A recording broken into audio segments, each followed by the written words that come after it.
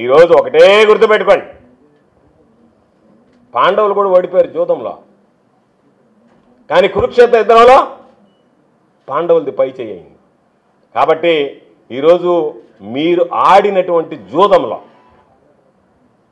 YSR Congress party బలపరిచినటువంటి అభ్యర్థులు ఓటమి పాలై ఉండొచ్చు.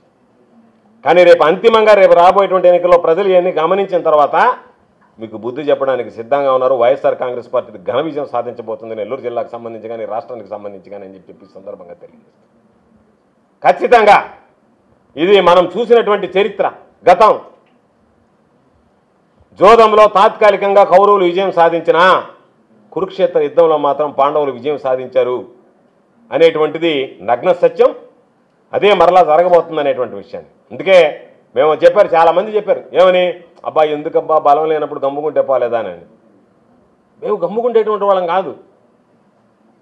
బిఆర్ అంబేద్కర్ గారు చెప్పినట్టుగా బోధించు, సమీకరించు, పోరాడు అనేటువంటి వాళ్ళం.